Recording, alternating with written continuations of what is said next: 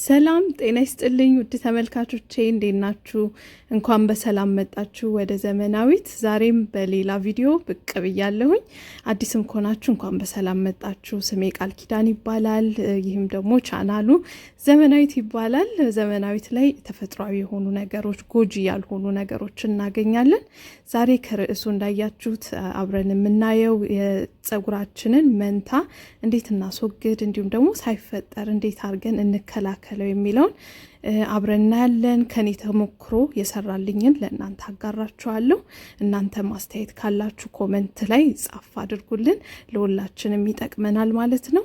እንግዲህ ምን ያህል ብቻችንን ስንት አይነት መንታ እንዳለ የምናውቀው እንግዲህ ዛሬ እሱን ሁሉ ዝርዝር አድርጌ እነግራችኋለሁ። ይህን ቪዲዮ ከወደዳችሁት ደግሞ ላይክ ማድረግ አትርሱ። እንዲሁም ደግሞ ለምትወዷቸው ቤተሰቦቻችሁ እንዲጠቀሙበት ሼር አድርጉት። መልካም ቆይታ። መጀመሪያ የምናየው እንግዲህ ጸጉራችን መንታ ሊወጣብን ይችላል። ያን እንዴት አድርገን እናስወግደው፣ ቀላሉ መንገድ የትኛው ነው የሚለውን ነገር እንግዲህ ላሳያችሁ ፈልጋለሁ። እኔ በጣም ብዙ ጊዜ የጠቀመኝ ነገር ነው። ጸጉር ቤት ስንሄድ እንግዲህ ጉምድ ያደርጉብናል። ብዙ ጊዜ አጥሮ ነው ጸጉራችን የምንመለሰውና እንደኔ ከሆናችሁ እኔ በጣም ነው የምናድደው ጸጉር ቤት ሄጄ ተቆርጬ ስመጣ እና እንግዲህ ራሳችሁ ማድረግ የምትፈልጉ ከሆነ እንደኔ መሞከር የምትፈልጉ ከሆነ እንደዚህ አይነት ስታይል አለ ማለት ነው። እጃችሁ ውስጥ እንደዚህ ያደርጋችሁ በማስገባት ጸጉራችሁን እያያችሁ መለየት ትችላላችሁ ማለት ነው። እንደዚህ በቀላሉ እጃችሁ ውስጥ ስታደርጉት ቆም ያሉ ጸጉሮች ይወጣሉ። እዛ ጋር እንግዲህ በደንብ ይታያችኋል ማለት ነውና መንታ የሆነ ጸጉር ይታያችኋል። እንግዲህ እዚህ ጋር መንታ ስንት አይነት አለ የሚለውን ለማሳየት ያህል 3 አይነት አቃለሁ እኔ።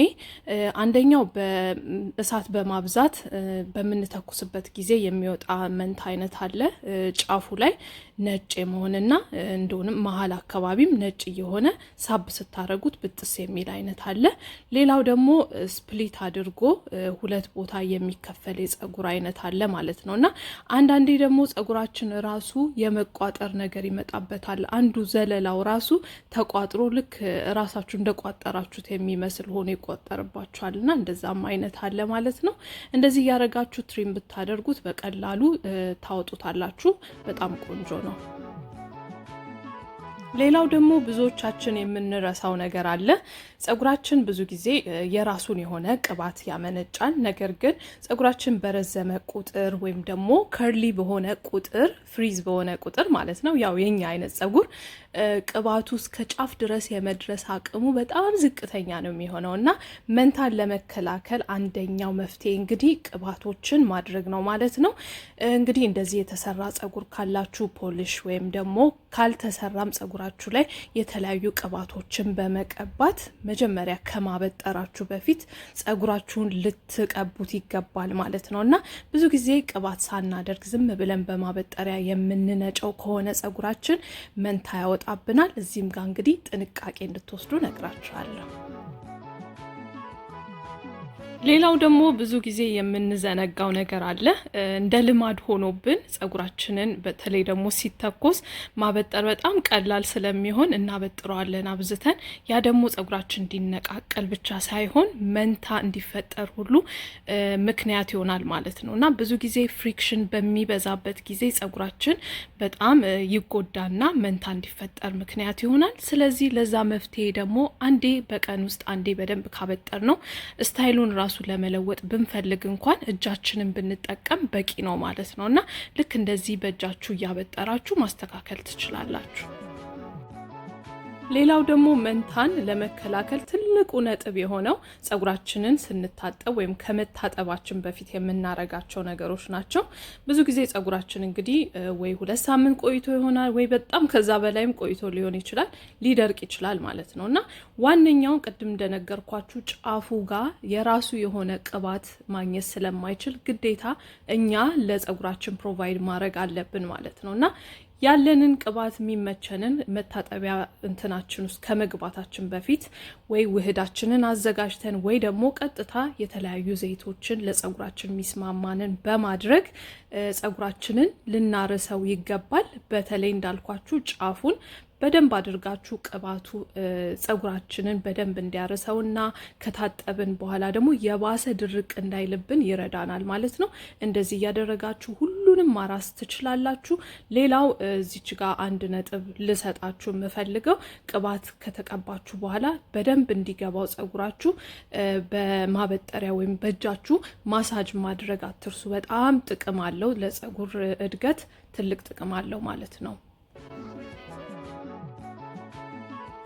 ሌላው ደግሞ ጸጉራችን መንታ እንዲያወጣ መንስኤ የሚሆኑ በጣም ብዙ ነጥቦች አሉ። አንደኛው ደግሞ ሻምፖ አጠቃቀማችን ነው። ጸጉራችን መታጠብ ስንጀምር ሁላችንም የሚስማማንን ሻምፖ መርጠን እንጠቀማለን።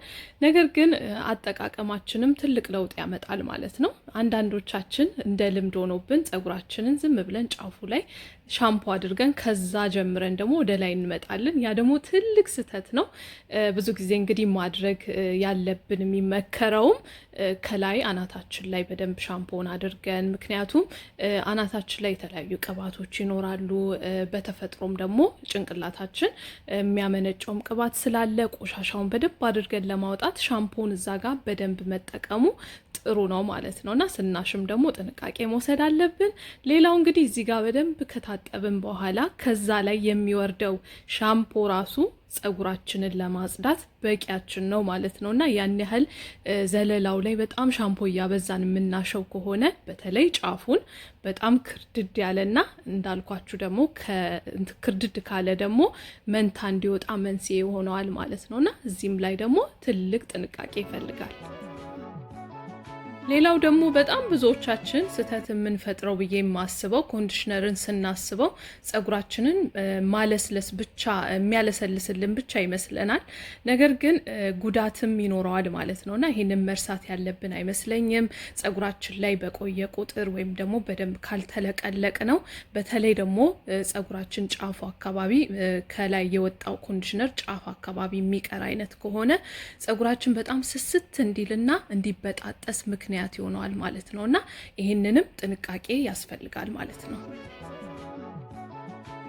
መንታ ብዙ ጊዜ ጸጉራችሁ ላይ እየወጣ በጣም የምትቸገሩ ከሆነ ከኮንዲሽነር ሌላ ደግሞ ለጸጉራችሁ ማስክ የሚሆን ኮንዲሽን የሚያደርግ ምርት ሊኖራችሁ ይገባል ማለት ነውና ጫፉን በደንብ አድርጋችሁ ኮንዲሽን አድርጋችሁት በደንብ ልስልስ እንዲልና ከወጣ በኋላ ራሱ በጣም ሞይስቸር ያለው ጸጉር እንዲሆንላችሁ ያደርግላችኋል።